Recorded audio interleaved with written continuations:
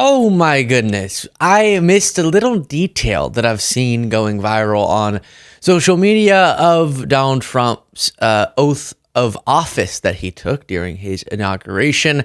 And I want to discuss it because I do think it's interesting, symbolic, and a lot of misinformation swirling about it.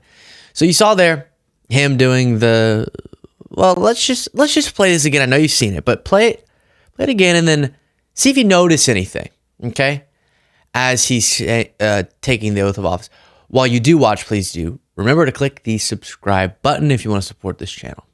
I, Donald John Trump, do solemnly swear. I, Donald John Trump, do solemnly swear. That I will faithfully execute. That I will faithfully execute. The office of President of the United States. The office of President of the United States. And will, to the best of my ability. And will, to the best of my ability. Preserve, protect, and defend. Preserve, protect, and defend. The Constitution of the United States. The Constitution of the United States. So help me God. So help me God. Congratulations. All right, it's tough to tell from that angle, but what has been now widely reported on is that Trump did not have his hand, as is a part of this ceremony, traditionally, on the Bible. Melania is desperately trying to hold it in his direction, but his left hand is not on the Bible or Bibles, as there are two Bibles there. Is one of them a Trump Bible? I don't know. But this had led to some people saying, does that mean he's not technically president? Is that a requirement? Is Biden still the president now? No, that's actually not a part. It's a part of the tradition, but it's not a part of the law or constitutionality of it.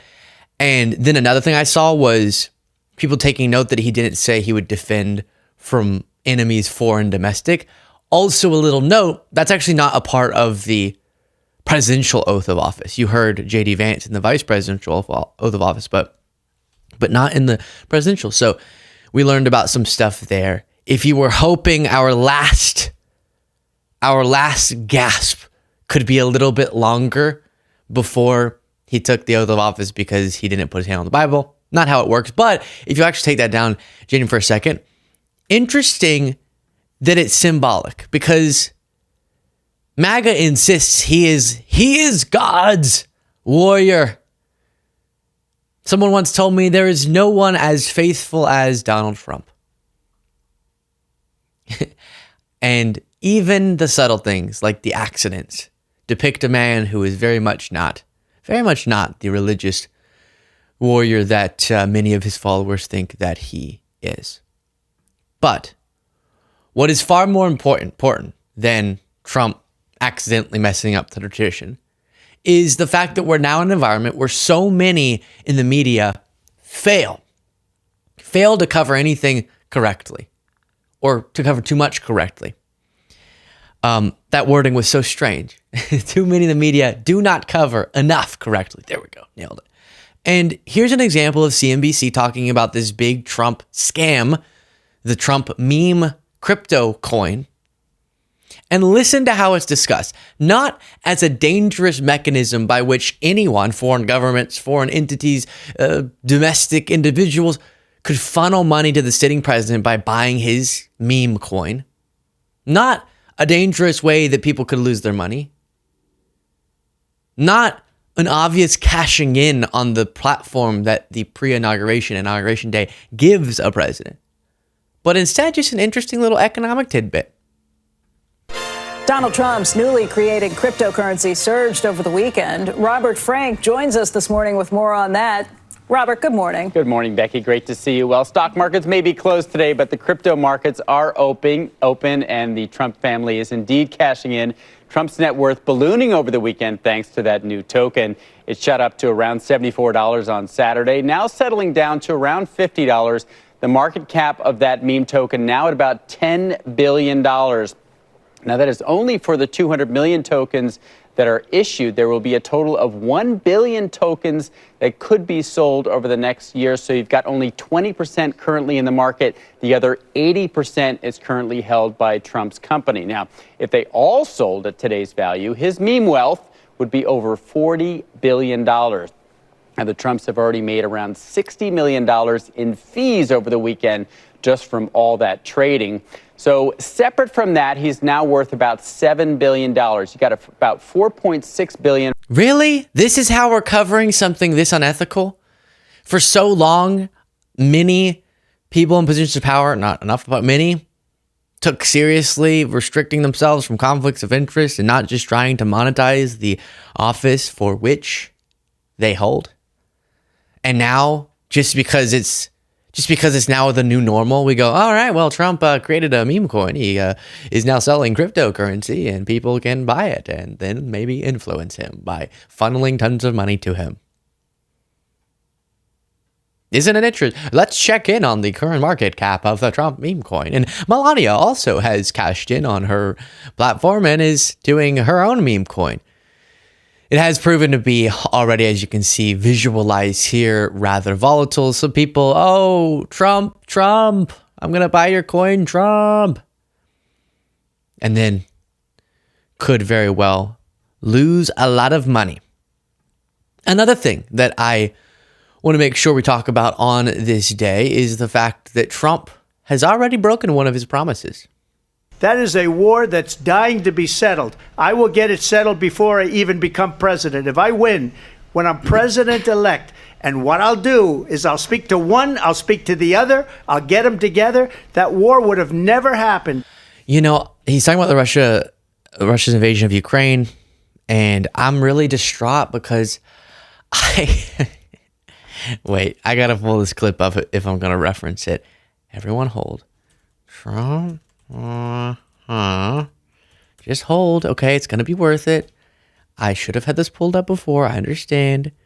But I'm really rocked and distraught by the fact that Trump's genius plan to end Russia's invasion of Ukraine didn't work. Because I thought that it was as simple as calling each person and going, you gotta settle. As you know, I get along very well with Putin. I would tell Putin, gotta settle. I would tell Zelensky, you gotta settle. I would tell one, you're gonna load up with money. I'd tell the other, you're not gonna get any money. I would get... Dang it. Didn't work. Obviously not. And it is serious stuff. The absurdity of it is laughable, but the consequences are very much not. Here's more examples of him making this promise. Before I even arrive at the Oval Office, shortly after I win the presidency, I will have the horrible war between Russia and Ukraine settled, and it will settle with Ukraine and Russia. I will get them to settle that war very quickly, even before I become president, as a president-elect. Ukraine and Russia, the stupidity with... I will get that negotiated and ended before I ever take office. I'll do it after the election as president-elect. I would get a settlement in 24 hours. And even now, I could solve that in 24 hours. I would fix that within 24 hours. And if I win, before I get into the office, I will have that war settled. 100% sure. Before I even arrive at the Oval Office, shortly after I win the presidency, I will have the horrible war between Russia and Ukraine. This is Donald. Can I speak to Vladimir, please? Hey, buddy. Gotta settle. Capiche? No? Ah, shoot. I'm out of my my toolkit is empty. Oh, help us. Lord, help us. Alex Jones, meanwhile. Globalist, I told you a long time ago, if you want to fight, you better believe you got one.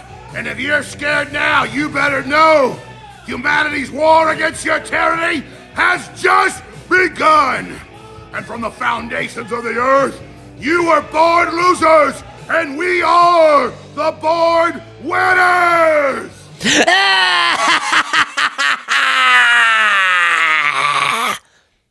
I kind of want to feel what he feels. Part of me feels like it's a prison in his mind, but part of me thinks, maybe this whole alpha, high T, big boy stuff would give me the energy I need to be as productive as I'd like to be. That clip reminded me of this. What the hell? And he's exposing Jeffrey Epstein and the CIA. Hell, last week he put out tweets about the CIA at war with America. God almighty. Jones sold out retweeting that. God, I apologize to all of you. I'm sorry. I sold out. I tried to stop the pedophile rings, the giant Muslim kidnapping rings. I'm sorry. I kissed Elon Musk's ass. We're so close to getting the globalists. I want their throat. I want victory. And now you can see it. And you guys think you're going to harass Elon Musk and push him off of supporting Trump and divide Trump and Elon? You're not. We have already beaten your ass. Oh, let's continue. Yeah.